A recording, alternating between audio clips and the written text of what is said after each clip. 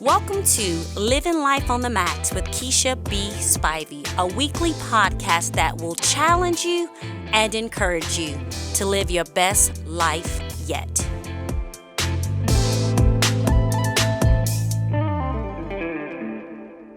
Hello there and welcome to Living Life on the Max. I am Keisha Spivey and I'm so excited that you have tuned in on today. We are going to continue in our series called Dream Killers. We've talked about, being able to overcome. We've talked about dealing with stress. But the reality is this: once you start dreaming, you have to expect something to come to try to kill your dream. We talk about how the enemy comes to steal, kill, and destroy, and he will do that with our dreams.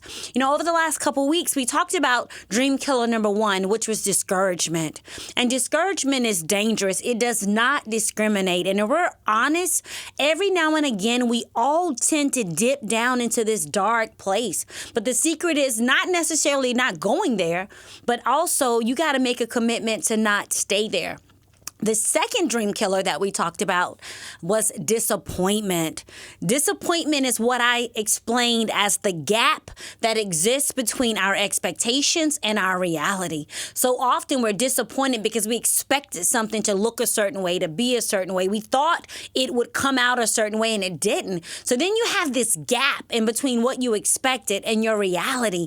And if we're not careful, we'll get buried in that place called disappointment. And it's okay to say, wait a minute, this isn't what I want. This isn't what I thought. However, you have to make a decision on the ability and making the rational decision, to decide how you're going to move from that place. You can stay there and have a pity party of one, or you can allow whatever it is that's making you uncomfortable, this thing that's inconvenient to you, you can figure out how to move it forward. So when you think about disappointment and you think about discouragement, they can literally be weapons of mass destruction.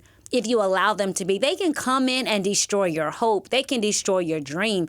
They will literally steal your purpose if you allow them. They both can be dream killers. They will be dream killers if you don't acknowledge their existence and you don't do something about them. The truth is this: when we dare to dream, God, who calls all things as though they are, those things that are not as though they were, He's at work within us. So you have this big God with unlimited possibilities dwelling on the inside of you. And when you dare to dream, you are unleashing Him. You're giving Him capacity to show off in your life. And what I want to talk about today, this third dream killer, it's called settling for average. Let that sit on you for a minute. It's called settling for average. That's another dangerous place. It's another dark place. When you have a God-given dream, it stretches you. You can't reach for it and stay safely in a place of mediocrity at the same time. When God gives you something, you got to get out of your comfort zone. You got to take some risk. You got to go into a place called unfamiliar, and you have to stretch. You have to stretch your mind. You have to stretch your faith. You have to stretch who you are, and you can't stretch staying still. You can't stretch settling in a place.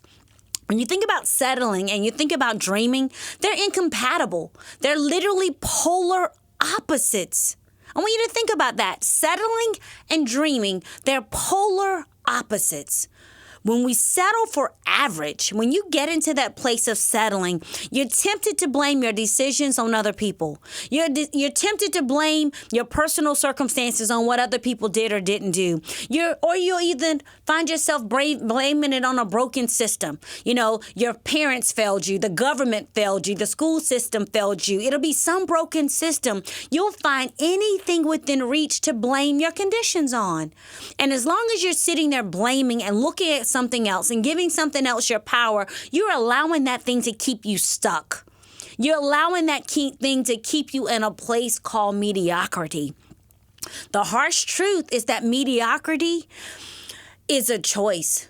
Choosing to settle is a choice. It comes down to your personal choice. I'm going to say that again. Mediocrity and choosing to settle, it literally boils down to your personal choice. When you have a compelling dream that pulls you, all of a sudden, the choice to quit It's not really an option. But when you don't have a dream, when you don't have something that's pulling you higher, then you're okay settling in this dangerous place. And what's so sad and what's scary about this place is that you're always lurking around this slippery slope. And this slope, if you are not careful, it will take you into a place where you're making excuses. It'll take you into a place where you are justifying wrong behavior. It'll take you into a place of blame. And yes, it'll take you into a pity party of one. Now, I read a quote once that said, "The poorest of all men isn't the one without a penny to his name. It's the person without a dream." It's the person without a dream. One of life's greatest wastes is to be a person with unlimited potential and capacity, but settle for living in a 10 by 10 space. It's like living boxed in when you serve a big God.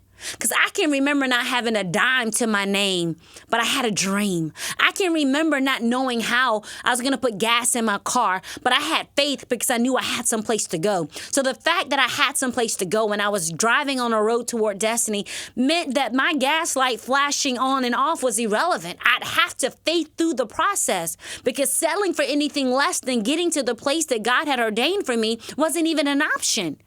So that dream, that goal will pull me when money is limited, when circumstances aren't necessarily what you want. A dream on the inside of you will compel you to keep going forward. It'll make you bust through the walls of a box. It'll make you not be defined or labeled based on limitations. It'll open up the world to you. When we minimize our dream and when we reduce it to something small enough for us to do it in our own ability, we are literally pushing God out of the equation.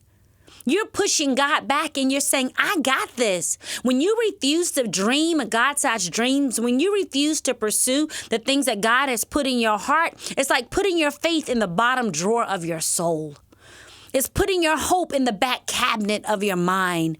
It's putting your dream, literally your dream, whatever it is, whatever you could be, your purpose. It's like putting it in a casket and sitting on the sideline at your funeral, watching it be buried. I want you to think about that. When you settle for mediocrity, when you settle for less than God's best, you are sitting at the funeral for who you were created to be. You're sitting there dreaming of what could have been when you have the full potential and the breath in your body to make it happen. And you just sit there. And you literally sit there. You spend the rest of your life mourning what could have been. You spend the rest of your life bitter over what everyone else has.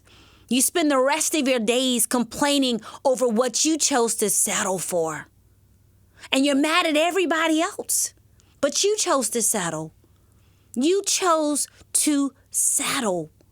If you're listening to this and you feel like your life is closer to average than you want, you need to do more dreaming. Wake yourself up. Sound the alarm. Wake up. Shake yourself loose. The breath in your body, the beating heart in your chest says that you can do more. You can be more. You're not limited based on your mistakes and your missteps, that you can rise and you can be more. I've shared with you guys at 30 years old how I was a college dropout. I was overweight. I was broke, busted, and disgusted and had bad credit. Not because I wanted to, but because I had made several bad decisions. And I remember turning 30 feeling sorry for myself. But then I had to remind myself, hold up. 30 wasn't over for me. 30 was my beginning.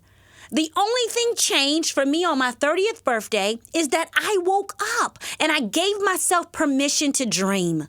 At 30 years old, I thought my life was over because I was a college dropout.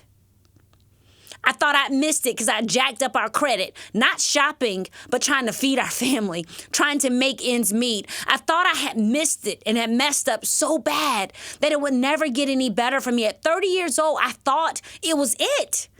But what I had to realize, what was it for me was feeling sorry for myself and allowing the things that I hadn't done and the things that I hadn't accomplished to label me. I literally had to wake up and snatch off the labels that I had allowed other people to put on me, but even more importantly, the ones I had put on me, because they were keeping me a prisoner in a life that was designed to be so much more.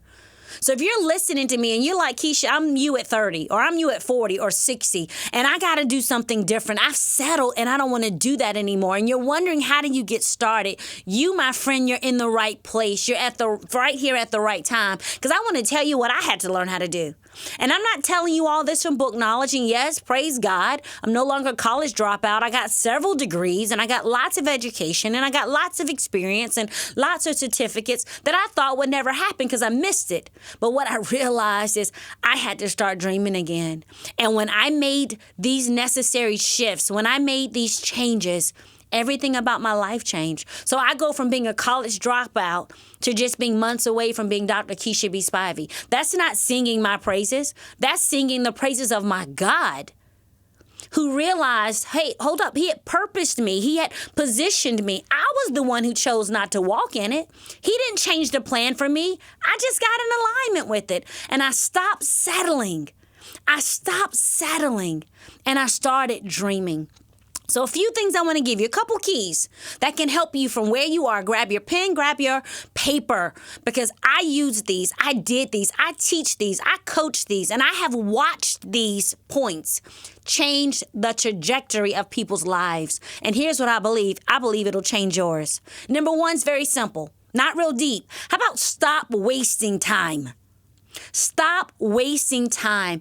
I read a study that said people usually waste between 60 and 100 hours a week because they have so much downtime and they're not productive with it. They just got extra time. And so they are wasting it. They are spending it knowing that today is the precious present. I don't get another today. You know, I can't put off till tomorrow what I should be doing today. So I have to be someone who's stewarding my time today. I need to be mindful of where I'm investing my time. Is there going to be a return on my investment? Am I wasting time? Take an inventory of your life. How much time are you wasting? Stop wasting time. Very simple. Stop wasting time. Number two, another easy one. How about do things that most people aren't willing to do? How about be willing to do what most people aren't willing to do? When someone says it can't be done or it's impossible, you should be the first one in line to test it out. I love when people tell me what I can't do. I just happen to believe all things are possible to the woman who believes. I believe in God, things start out impossible, they move to difficult, and they're not over till it's done.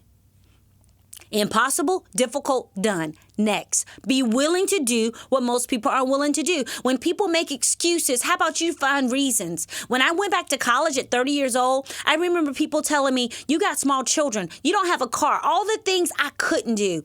I allowed that to be my motivation. The fact that I had 3 small children was the reason I was willing to do what most people weren't willing to do, which is why I was willing to work a full-time job, be a full-time student, make sacrifices, be willing to do what most people weren't willing to do so that I could live like most people aren't willing to live. Number 3, become a lifetime learner. Become a lifetime learner. And no, I'm not saying you got to go back to college. I'm not saying everybody needs to go to school. But I'm talking about, how about be a lifetime learner about you? How about begin learning about yourself, your strengths, your weaknesses, how to improve yourself, how to master certain areas in your life. And you're like, I don't know how to get started. How about pick up a book? How about read? You got podcasts at your fingertips. How about get off of everybody's, TV and lifestyle of this and lifestyle of that and somebody's this wife and that. Get off of that. How about read and discover things about you? Discover things about God. Discover things about your passions. Become a lifetime learner committed to being the best version of you possible. How about learn about you? Become a lifetime learner for yourself. Number 4, and I know this one's gonna rub you the wrong way, but it's the truth. It's the truth. How about cut off the TV and put down those video games? Yes, I said it. Cut off the TV and put down the Xbox. Put down whatever those little games are people play on their cell phones and, they want to send somebody a life and they want to send somebody a line. Don't send me that mess. I don't have time for that. I don't play games with that. If I want to play games, I can borrow some kids and play with them. No. How about put down the video game and cut off the TV? When you're watching TV, that television is telling you a vision that it wants you to see for your life. It's telling you a vision. The question is that the vision you're going to settle for? Is that the vision that you're going to allow to lock you into lack? Is that the God vision for your life? Turn it off. Put down the games. A life lived on max is an adventure, and you can't do it with your thumbs. How about put the whole you in the adventure? Number 5, another one. I know you may not like this, but it's real. This is tight, but it's right. Number 5 is wake up earlier. Waking up earlier puts you in front of your day. I didn't say you have to wake up at old dark 30, but how about wake up before your day is supposed to begin? How about stop playing catch up from oversleeping, dragging, and trying to get your whole self together? You know, you done hit the snooze thing 10 times and you still half woke. And you go into your day half woke. You show up for your assignments half woke. You know, most mistakes, most regrets, most bad decisions are made after 10 p.m. They're made late. So why don't you get your happy hips in the bed, go to sleep, to wake up early and put yourself in a position to make better decisions? Better decisions lead to a better life. And a better life gets you out of that place called average. Number 6, stop quitting on you. Stop quitting on you. Most average people give up as soon as things get tough. And they begin to complain. And they talk about this thing and how hard it is. And they lose sight of what they say they wanted. They're more focused on the conditions than the outcome. They're more focused on the price tag than the rewards. You got to get to a place in life where you're willing to fight for you. And you're willing to fight for what you want. You've got to fight for you. And number 7, I'm done. Number 7, how about live excited? Live excited. I call it live life lit. You know, the average person, when you find them, they're bored, they're upset and or annoyed. They're irritated. They are just dragging through, complaining about everything. They're negative and whiny, wimpy, blah, blah, blah. How about live excited? If you want to be above average, force yourself to get pumped up about life. Force yourself to get excited about the possibilities of what's ahead of you. Even if you don't feel like it, still be excited. Just decide that no matter what, I'm going to be enthusiastic. No matter what, I'm going to be excited. You know, today I've had a rough day. It's been challenging. It's been demanding. It's been a hoot. And I literally contemplated going back home and just getting in the bed and starting over tomorrow. But I had to remind myself, wait a minute, I got places to be. I got people to see. And when I show up, I need to show up in the fullness of God who sent me. So I could sit here and drag through this lesson and I can tell you about all my woes and I can tell you about all my problems. But here's what I realized. I can look at them as problems or I can look at them as possibilities. The possibilities are unlimited. I didn't have to go through all the things I've had to go through today if it wasn't something on the other side. So I could sit back and whine or I can jump up and win. I can sit here and say, woe is me, or I can get excited about what is to come. You have that choice to make. You're being excited and embracing the adventure. That's up to you. You know, when my children were growing up, my husband's name is Eric, we would literally tell them, you can be anything you want to be in life, but you can't be average. We're not going to tell you who and what God has designed for you. But what we are telling you is that average isn't an option. And you can say, that's a little hard. But my husband and I, we stood on that thing and we believed that thing. And we just committed to the fact that Jesus died a brutal death on the cross so that we could walk in victory. He died a brutal death so that me and my children and you could enjoy your life. He died so that we could dream God-sized dreams and see them manifest. And then you think about this. He died and then he rose again and he took a seat next to the Father so that my children, so that your children, that we could stand up and we could go for it. We could go for it. Do not let settling or mediocrity kill your dream. Whatever it is, I'm not going to tell you what the dream should be. I'm not going to tell you what it looks like for you. But I guarantee you, you should have a dream. One of my favorite dreamers in the Bible is Joseph. And guess what? Joseph went through some things. Joseph was betrayed. He was overlooked. He was forgotten. He was lied on. All of that. But he dreamed a dream. And he refused to settle for anything less than seeing that dream manifest. He refused to settle. He modeled for us what happens when you refuse to settle. Nothing will make you break out of your rut and your routine like a God-inspired dream. Nothing will challenge you to keep moving forward like a God-inspired dream. If you don't have one, then you need to ask God to give you one. You need to ask him to show you the God-sized dream that he has for you. And he may give it to you instantly, or he may give it to you like he gave it to me over a period of time. But here's what I know. He will do it. He will do it. I'm living out a dream today that God deposited in my heart over 30 years ago. It didn't happen instantly. It was gradual. But what I had to learn is God had already prepared the thing for me. He had prepared the dream for me, but it just took me 30 years to be prepared for it. So when you quit, yeah, you're quitting on the dream, but you're quitting on you. And I just happen to believe what God says is for me, is for me. And all the promises that he's made me, they're yes and amen. And you have to believe that for yourself too. You can be anything but average. You can be anything but average. And I'm not talking about go on social media and compare yourself to what everybody else is doing, what everybody else has, and where everybody else is going. That's just destructive and that's stupid. That's not what I'm saying.